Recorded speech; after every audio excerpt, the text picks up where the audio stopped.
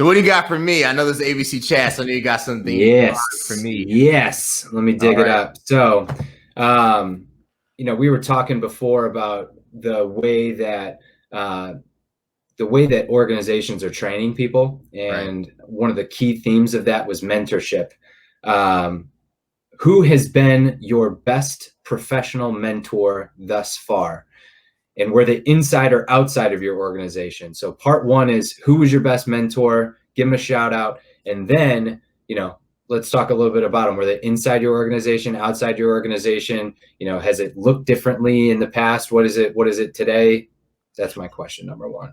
I think for me, best professional mentor is probably, I would say there's two people. I think the first one is my mother, and I know that's probably not a common answer, but it has been a struggle. And I'll be honest with you, it has been a struggle to find a leader that will embrace you and not be threatened by you, and at the same time will devote time to really develop you, right? Because we didn't just get here overnight, right? Like there was a 2017 for you and me, right? Right. There was a lot of road trips, not coming home. So, to have a leader that has the time, willing to devote the time, willing to invest and help guide you, because mentorship, it's really professional parenting. That's really what it is, right?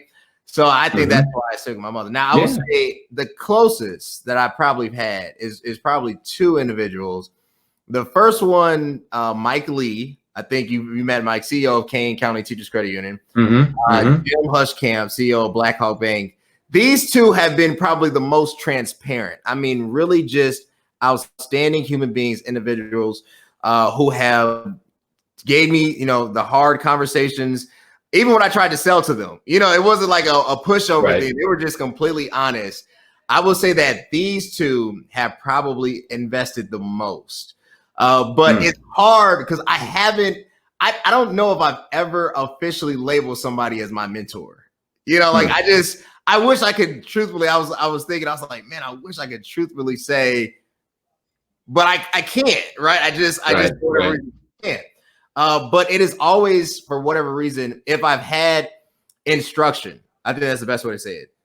It's always come out externally versus internally. Yeah. I think internally, the problem with internal conversation is that everybody is covering their own behind, right? Like everybody is focused on their own survival versus what's actually going to make the organization better, what's actually going to make the team better, what's going to make you better. So if I have to take away that aspect of having not just a sounding board, but an advisor, an internal coach that is not going to show up on your performance evaluation, but will help you get to the metrics you need to get to, that's hard. And a lot of people don't want to take that responsibility. And I really think it's not because necessarily they're bad or they're good. I don't think it's a bad good.